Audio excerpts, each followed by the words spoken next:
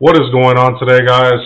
Happy Tuesday, May the 10th, and we're switching it up a little bit. I'm throwing in a webcam so you guys can see me, and yeah, I just felt like throwing it on. I feel like it's better.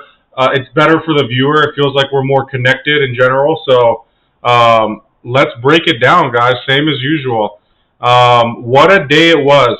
Ups and downs, ups and downs, ups and downs. I mean, it was absolutely all over the place again. So we were in deep red at one point, and it rallied back, and then it went back, and it was just another one of those boomerang days that it's really hard to determine what market movement or what direction the market wanted to go in. As a day trader, if you're able to navigate through and make money on those ups and downs, very nice. I don't trade like that. I trade more for opportunities to swing and stuff because for me that's more sustainable in general. Day trading, it's a very risky endeavor each time. But if you're very good at it and you know obviously have a track record of making very good trades and being profitable, then by all means, everyone has their own strategies and whatnot. But yeah, today was definitely a day trader's heaven, in my honest opinion. So right now we're in the green. I mean, this is not even green. It's literally basically insignificant in the after hours markets right now. So the futures are like, yeah, they're green, you know, whatever. I guess that's fine to see. But like I said, guys, it's been a seesaw all day, up and down, up and down, up and down. Taking a look at oil, what a move to the downside. Did not expect this. I'm sure there's news that is backing why this move to the downside happened. I'm not entirely sure what it was, but I have seen a ton of my oil plays on my watch list all plummeting. You got plays like IMPP, USWS, Marathon Oil, Tellurian, AMPY. I'm gonna provide you guys with all those names because I really, like I said before, I am still very bullish on oil that we are gonna see another spike in it. There's a lot of tension going on right now, and with the volatile markets, it's gonna be swung up and down like the way it's doing, just like the market is, just like the general market is. The commodities market has just been all over the place, like I've been talking about with natural gas too, which I'm gonna get into right now. But yeah, as we stand right now, it's basically green, about to go red. It's just a seesaw action, you know, just pure manipulation and whatnot of the market. So if you're not already following, check me out on stocktwits, the Deepster 7 for more live updates and opinions. Building up the following, and honestly, each follow it means a lot to me, and this is something that I want to do for you guys, and always try to be as transparent with you guys as possible and give you guys as much good plays that I can come up with based upon my analysis. So that's really all I try to do, guys. So make sure you're following me, and yeah, don't be afraid to comment on any post and let me know your opinions and whatnot, and yeah, anything, guys, anything. Let us get into the SPY ETF, guys. And when I tell you today was a seesaw day, let me show you how seesaw of a day it was. Allergies today, it hasn't been the funnest of days, so yeah, allergies are great, guys. If you suffer with that too, I feel you. I feel you, brother or sister or whatever you are. I feel you. Okay, I'm on the daily chart. I think I'm on the 5-day chart.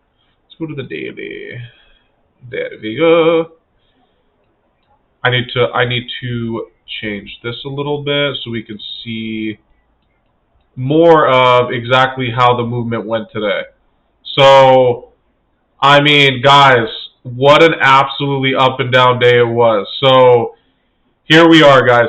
Start of day, coming off of a downtrend yesterday, a pretty significant downtrend yesterday, which saw us break under that $400 level, which is, I'm not going to say it's a key support, but it's a key level to look at, right? Because if that's broken, we could head to lower places for sure.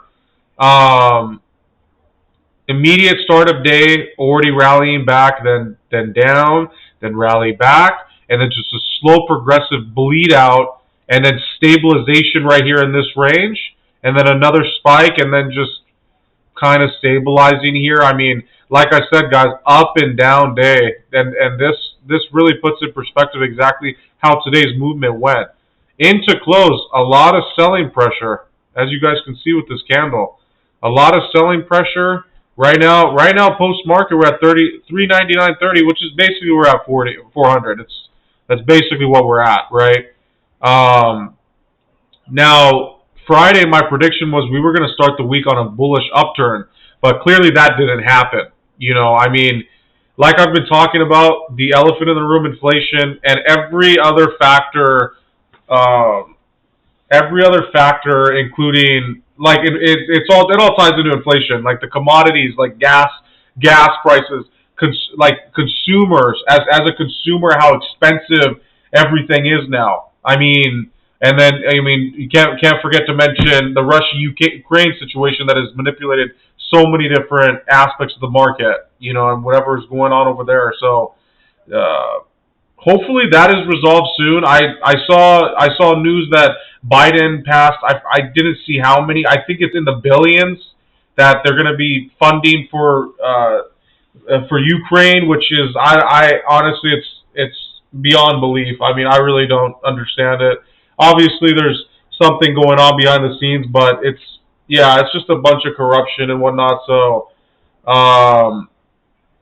but yeah, guys, I mean, the market has been in a very volatile state as of recently, and it presents a lot of opportunities, like I've been talking about. So I'm gonna get into those right now.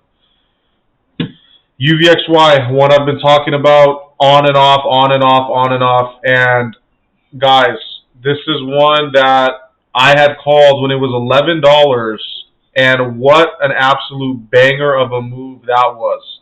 11.50 when it did make that move, when I called that bottom. Not right here. It's further back, I believe. Yep, right over here. This is exactly the place that I had called it. And guys, what a move to the upside. This just gives you an understanding of how volatile markets have been this past month. It's about to be a month. This was on the bottom, was established on the 20th to 21st, and then we just had that massive move to the upside. And then obviously, with all the manipulation and ups and downs in the market, and slowly built its way back up again and got to this height.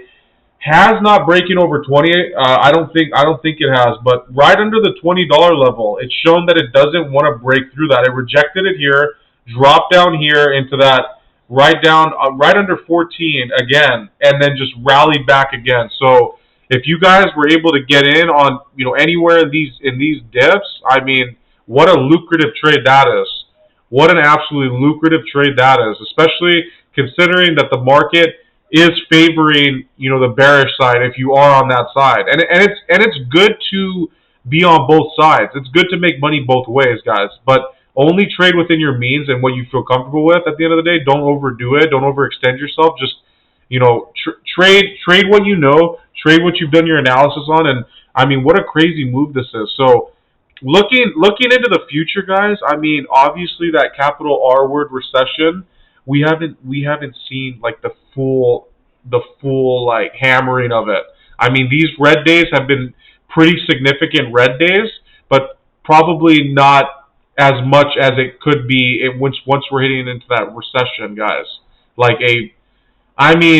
We're seeing so many plays getting absolutely eviscerated down to the downside, down such a massive percentage on the 52 week. I mean, it's brutal to see, but that bull market has just been dwindling down because of all these market factors. I mean, there was no way to just ignore that fact. I mean, it was gonna come to life eventually, and we're seeing that here. So, for UVXY to be down at 11 as it was, what a steal of a buy that was. And if you're, you made profit on that, guys, pat on the back. What a move to the upside that was. Now, outlook on UVXY solely depends on market movement. It's still holding up after market right now at 1855 level. And guys, we could easily see this continue up. The sky is the limit with this. It's all based on, as long as the market downtrends, that's literally what's going to determine it. And we'll see what happens with it, guys. Just keep it on watch. Hopping over to BOIL, the natural gas ETF that I've been talking about religiously, guys. Religiously, I've been talking about this play. I initially had brought it up when it was, this is the natural gas ETF for the bullish side.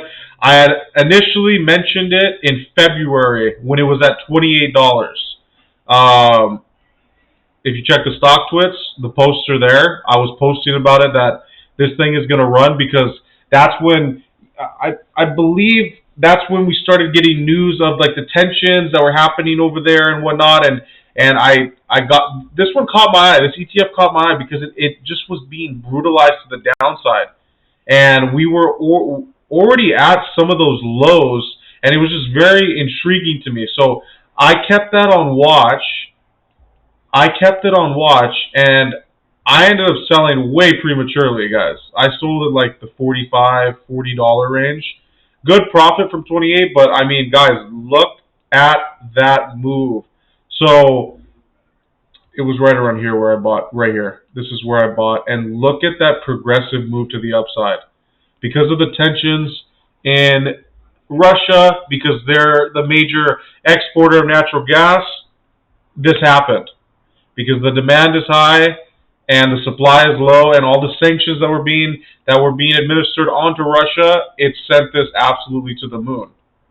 As cliche as that sounds, guys, but well over 100. It went to like 125. I think I saw it higher even in aftermarket. But guys, take a look at this dump right here. This is why I was mentioning KOLD for like the longest time as being one of those that, once the bullish side of it diminishes, once the demand diminishes for natural gas, when it starts tapering off, we're going to see a drop in BOIL and we're going to see a rise in KOLD. So BOIL tapered off right around this 125 range and just bled to the downside. And stocktwits, I alerted this. I said sub 100 is coming when it was like about at 115, because the charts were just pointing to that side. And looking at natural gas price in general, it did not look very promising. So look at that move to the downside. I'm going to show you the KOLD chart right now, but guys, it's at 84. It's showing some level of resistance. It just depends on news. Could it be forming another base in this level before heading up to another leg up? It's possible. But with, summertime and demand for natural gas tapering off, and maybe there's obviously some decent news of resolutions found in the Russia-Ukraine instance, this could see a move to the downside again. So it can go either way. My prediction is that it does level out and head down back to the downside, but as unpredictable the market has been, I can't give that a guarantee. So, it's still at one of those places that it hasn't shown that it's going to, it's not giving a clear sign as to what it wants to do. So moving over to KOLD, guys, this is one that I've been talking about for quite some time. I've been saying that one word when it comes to KOLD is accumulate, accumulate, accumulate. Anything under $10, just accumulate as much as you can and leave it alone. Because this is one that's been absolutely hammered to the downside in all-time low territory. So, at the end of the day, guys, when we see that drop in natural gas, the bearish side, KOLD, is going to see a massive move to the upside. So bottom, I was talking about this last week, bottomed out right here in like that 570s, 580s range, and made a massive move to $9 in literally a few days. 3-4 days, 2, 3, 4 days. bam, like you're basically netting like a 50% return on that call. Absolutely insane. I didn't hold. I don't know what is wrong with me. I need to just hold cold, hold cold. That is like that needs to be like the anthem when it comes to this play, especially for anyone that didn't hold it. Because honestly, what a great time to buy here, especially considering how inflated Boyle was, where it was in the 120s. It didn't look sustainable. So that's why I sent that alert out. And what a move to the upside that was. So I still see a lot more to come here. Anything under $10, accumulate as much as you can. We're at the 784, so not too far. I mean, it's pretty significant from where the low was. $2+ up from the lows. But still, anything under $10, accumulate as much as you can, because I see my near-term price target 2 to 3 months going to $15 to $20. So keep that on watch, guys, and we'll see how everything unfolds. But that is my price target on this 100%. Moving on over to Rivien. Absolutely brutalized to the downside. Another one of those EV names that's looking to take up some of that market share. I mean, with obviously the big dog Tesla in the game, it's obviously not an easy thing to do. But I have seen a lot of their technology, and there is a lot of differentiation that makes them a very unique product, right? So it all depends on how they do in terms of sales, in terms of marketing their product, and in terms of all of that, right? I have not done a super deep dive on the company, but in general, very promising technology in my eyes, right? 2 days from now, we're going to get the earnings. Now, as long as the market stays on the bullish side, we should see a move to the upside, and as long as earnings are good. So earnings, we're probably going to see losses because of, I'm sure, R&D, expansion. I mean, there's so many operating costs that really just.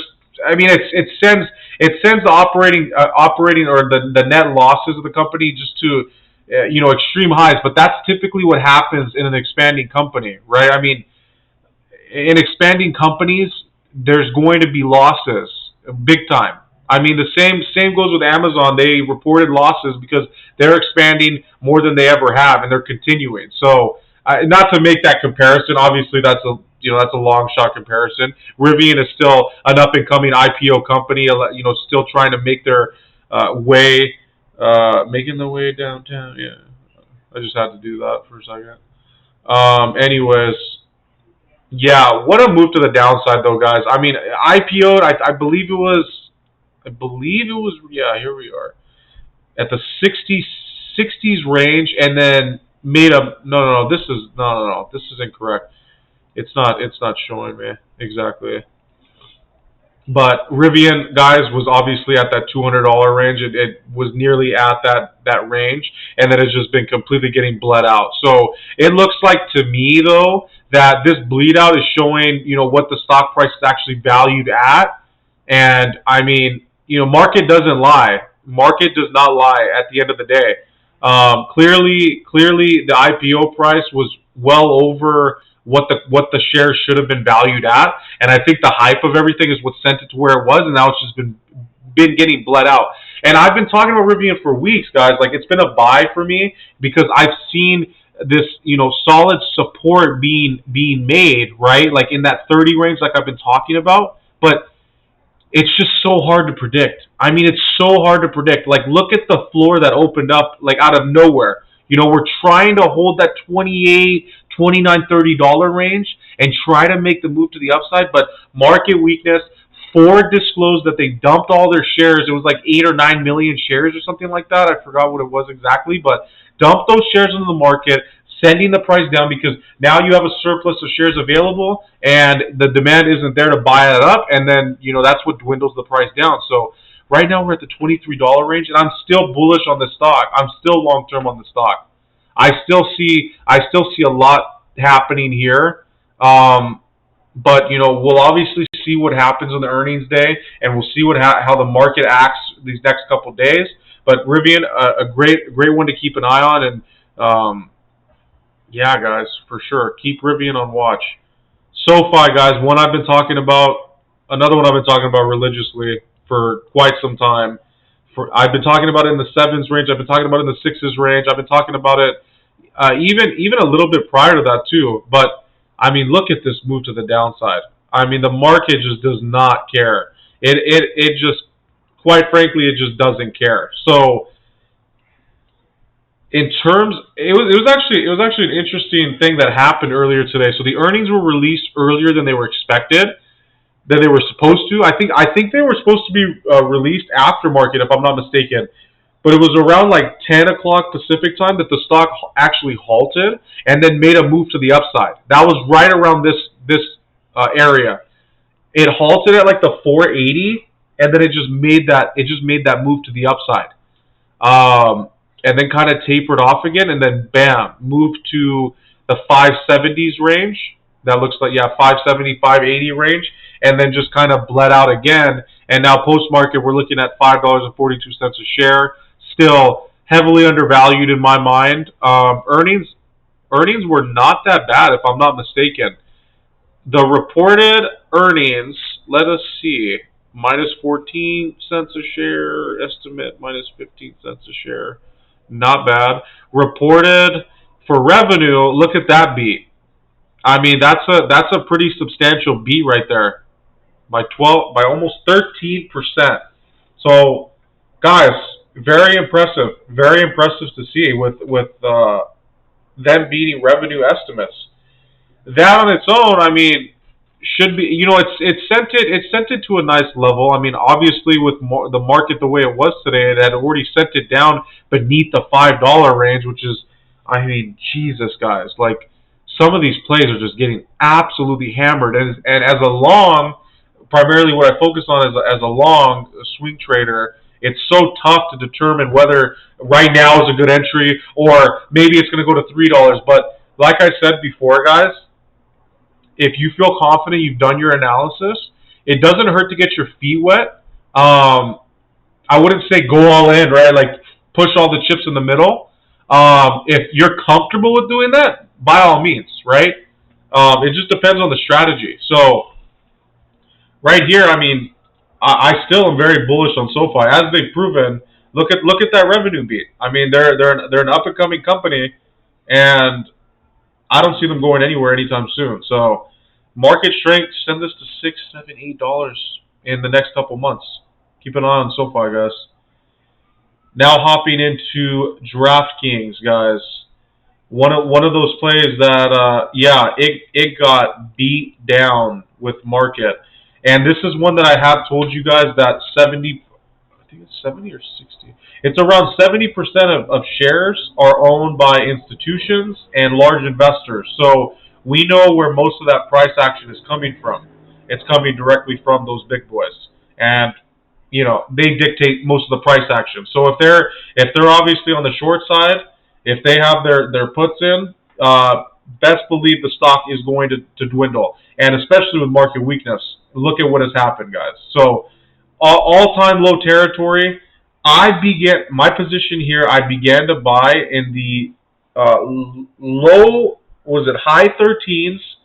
I bought the mid 13s, and then I bought the low 13s, and then I bought a little bit more on the dip, and then I'm holding 100%. Very unfortunate move to the downside for sure, but I'm very comfortable with my position where I'm at in my average, a little over $13. I'm very confident in it. It obviously sucks to see losses and whatnot, but I'm confident in it because I have, a 1 to 2 month perspective on it, and I see this heading to the $15, $16, $17 range, but my first price target is getting that $15, $16 range again, which I see this happening because we take a look at earnings reported. I mean, not a massive beat in revenue, but in terms of quarter over quarter, I believe it's 50% gain. So they're growing quite substantially. In 17 state style, if I'm not mistaken, and they're expanding massively. Also, another thing to keep in mind is on June 6th, there's the meeting for whether or not sports gambling in California is going to be legalized. If I'm not mistaken, I do need to look into that a little bit more, but that'll be huge. If DraftKings was able to mobilize in California, that would be absolutely massive. But guys, averages in the low 13s. Is it a buy? 100%. I love DraftKings. I love obviously, like guys, obviously, if we zoom out on the chart, that the stock is down pretty substantially from its highs. I believe its highs were in like I think the 60s or 70s or high 50s. I'm not entirely sure, guys, but those days are in the past. I mean, I hope you guys made money on it, and I mean, if you made money on the shorts, honestly, rock and roll because the bear market has basically driven everything downward. So, still, I'm very bullish on the name, and it's not just because I own it, guys.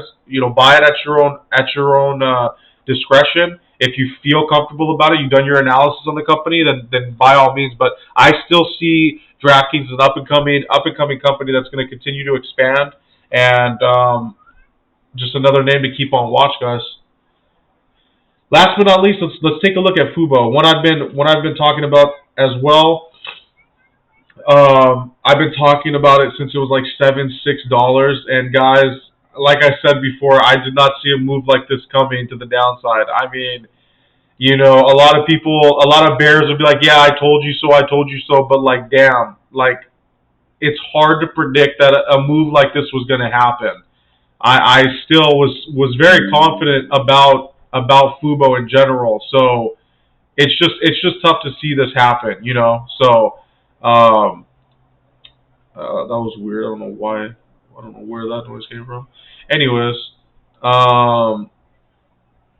yeah, guys. And there was also news release. If you take a look at earnings, reported earnings per share, yeah, it's obviously they reported it's not very good in terms of the earnings right here. 38% off of the estimate. The revenue was, a very minor miss in the revenue department, but still bullish on Fubo though. I believe it was the CEO. He bought a ton of shares in the 290s range, so obviously he's going to capitalize on that because there was like I said, the market upturn today. It was red and then it came back up and rallied, and now we're in that 333 aftermarket price. So another one of those names to keep an eye on, guys. I mean, obviously all the streaming platforms have been absolutely destroyed, Roku included, Netflix included. So Fubo, I don't see them going anywhere anytime soon. I think they're a solid company in general. It's just life has been a struggle for a lot of these growth stocks. At the end of the day, I mean, and the streaming platforms have struggled, but I do see long term wise this going back plus $5, $6, $7, $8 range, as long as it maintains momentum and shows that it can be a force in this space, or of course a buyout. A buyout is always a good thing, guys, but we can't live off of that. You have to live off the company itself and what they're able to provide, what their product is and whatnot. So keep an eye on Fubo, guys. Keep an eye on Fubo. So we talked about SPY, ETF, we talked about Uvxy, we talked about Boyle, talked about KOLD, Rivien, SOFI, Fubo, and DraftKings. As you guys have noticed, I'm not really talking about any low flow, high risk plays right now. There's just none that really. I haven't really done my deep dive into those penny plays, but none have really, in terms of on my watch list, have shown me that they're worth buying at the moment. But Blue Water Vaccines, what a mover that's been. As I'm sure if you guys have seen, if you have it on your watch list or have been purchasing it, what a move that's been making on and off. So, that one was a crazy one for sure. I'm glad I'm out of those waters. But yeah, guys, market's pretty much staying stable. Keep it on oil, like I've said, guys. Like I said, IMPP, a full list of those will be discussed as well in the next few days of those oil plays. But keep it on oil, guys, and 100%. I hope you guys have been making money. I mean, it's not the easiest thing to do at the moment. considering, if you're a bull, considering the market conditions and whatnot, how it's been acting. But as long as you're sticking to your plan, keeping your stop losses, pocketing your gains when you get them, and staying consistent with that and staying disciplined, that's really all that matters. And if you're in the red just like I am right now, and I'm not ashamed of saying so because I'm confident in what I'm in, don't stress. Don't beat yourself up, because I've done that time and time again early, not even just early on in my beginning investing days and trading days, but even sometimes now. But you have to continuously remind yourself, just keep improving and keep innovating yourself, because that's all that matters. As long as you're innovating and staying focused and staying consistent, that's 100% the main thing. Staying consistent and not giving up, guys. That's all that matters. So just continue to learn, continue to expand your mind. That's why I show you guys these ETFs. I mean, I wasn't trading ETFs, in my beginning days of trading and investing. I was not.